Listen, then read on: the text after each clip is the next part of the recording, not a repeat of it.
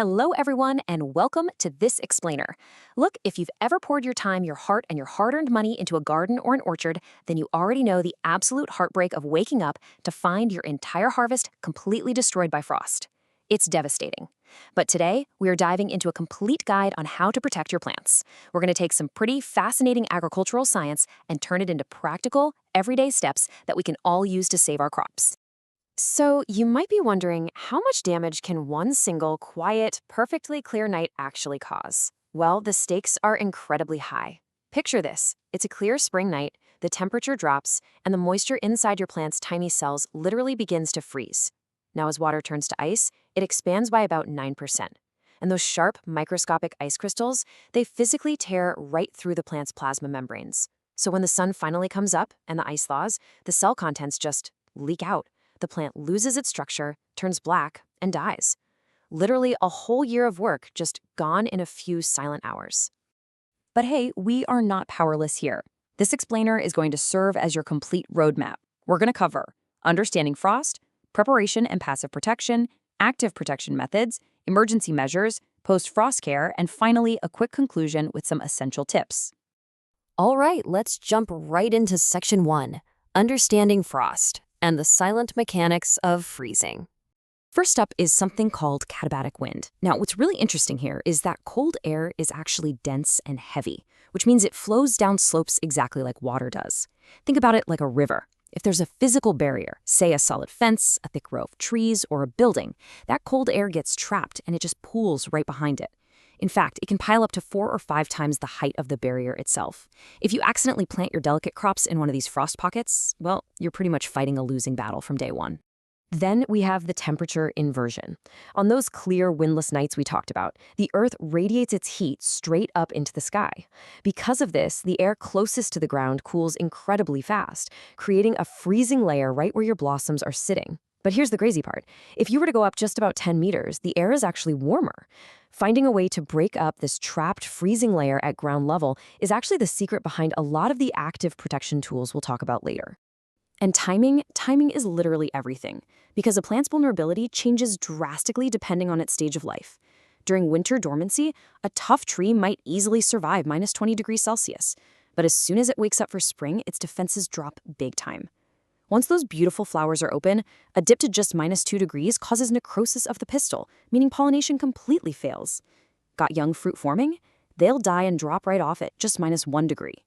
And for warm weather seedlings like tomatoes, they can actually suffer stunted growth and yellow leaves at plus 8 degrees. Moving on to Section 2, Preparation and Passive Protection. This is all about winning the battle before it even starts. Passive protection is your absolute foundation, and picking the right site is your best investment. Whatever you do, don't plant in valleys where that cold air we talked about loves to pool. You want terrain with good air drainage, so remove any physical barriers that might trap that katabatic wind. When buying plants, try to select late-blooming and cold-resistant varieties for sure. Oh, and here's a brilliant, super inexpensive trick: whitewash your tree trunks in the autumn. It reflects the winter sunlight, which actually delays the tree's spring awakening by 5 to 10 crucial days. Also, keep the soil bare and just slightly moist before a frost. That allows the ground to absorb the sun's heat during the day and then radiate that geothermal heat back upward at night. Now, if you're a backyard gardener with smaller crops or seedlings, breathable textiles are absolutely amazing. We're talking specifically about UV-stabilized agro fleece. It's a lifesaver. Step 1, install some supportive metal or plastic arches. You never ever want to drape the fleece directly against the leaves during a hard freeze, because that freezing contact will actually damage them.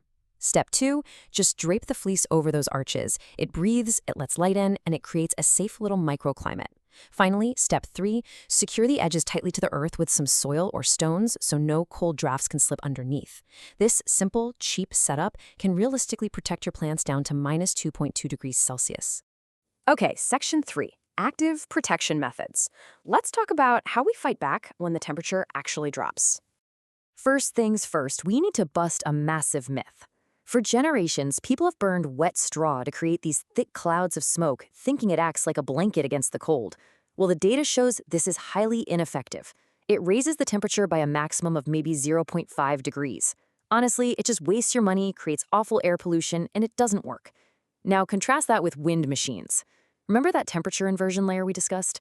Well, these massive automated fans pull that warmer air from 10 meters up and aggressively mix it with the freezing air down at ground level. Just one of these machines can cover up to 80 acres and protect down to -5 degrees. It's a total game changer. There's actually a recent case from a garden in Plovdiv where a pear orchard went from a typical 100-ton yield to a record 300 tons, simply because they used wind machines to eliminate spring frost damage. But managing these active methods requires precision, right? You can't just stand outside and guess when it feels cold enough.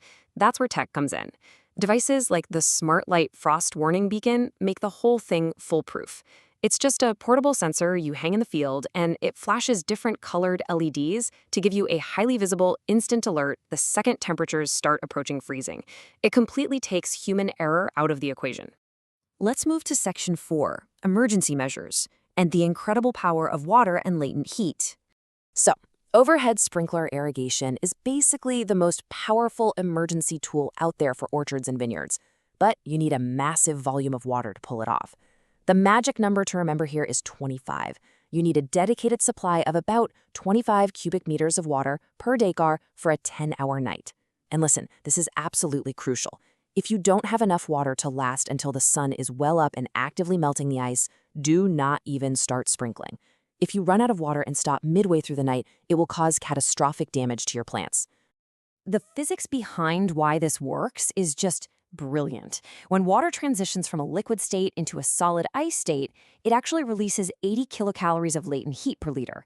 So by constantly spraying the trees, a layer of ice forms. And because new liquid water is constantly freezing on top of that ice, heat is continuously being released, which keeps the delicate plant tissue safely encased at exactly 0 degrees Celsius. Here's a pro tip. If the ice forming on the branches is completely transparent, a rain intensity of 2.5 millimeters is doing its job perfectly. But if that ice is white, it means the water is mixing with air and you simply aren't delivering enough water intensity to protect the plant. Beyond just spraying water, modern biochemistry is offering some amazing emergency shields too. If you apply specialized organic biostimulants like Smartfoil, for example, just before a frost hits, it creates this protective microfilm on the leaves and deeply improves the cellular water balance. This stops the plant from dehydrating and actually prevents those lethal intracellular ice crystals from ever forming. That alone can offer an astonishing 3 degrees Celsius of additional frost protection. All right, Section 5, Post-Frost Care, Triage and Recovery for Damaged Plants. Okay, the morning after a frost hits, the most important thing you can do is try not to panic. Seriously. Step 1 is just to wait 1 to 2 days for the sun to fully rise so you can accurately assess the real damage. Leaves often look super mushy and dead right away in the morning, but they can actually partially recover as they rehydrate. Step 2, never ever shock them by watering with ice-cold water right after a freeze. Step 3, if any stems have physically split open, you need to seal those frost wounds immediately with some high-quality orchard putty so bacteria and fungi can't get inside. And finally, hold off on pruning for several weeks. If you trim them now, the plant will force out delicate new growth that will just freeze all over again. You also want to avoid heavy soil fertilizers for a bit. Instead, use amino acid biostimulants to gently restart the plant's metabolism. And finally, Section 6, Conclusion and Additional Tips. Readiness really is your best defense. Let's rapidly lock in what we've learned today. Frost isn't just about cold, it's a dynamic, complex mix of temperature, humidity, and wind. Your garden's placement and early prevention is without a doubt your absolute best investment. We have to stop relying on old myths like burning straw. Instead, we need to harness real science, use the latent seed of water, break up those inversion layers with wind machines, and protect seedlings with breathable textiles. And if you do take a hit, just be patient with the recovery. Don't rush the triage. Now, I do need to mention that every single garden out there is totally unique. A smart gardener's ultimate tool is always local knowledge. So please, always consult with local agronomists and gardening experts to tailor these strategies to your specific regional variations, your microclimates, and the exact crop types you are growing. Look, frost is inevitable. It's gonna happen. But losing your entire harvest, that is a choice. You now have the knowledge of how cooled air pools, how freezing water actually releases heat, and how modern technology can shield your crops. So I'll leave you with this. When the forecast drops, the wind dies down, and the next silent, frosty night arrives, will your garden be ready? Thank you so much for tuning into this explainer, and here is to happy frost-free gardening.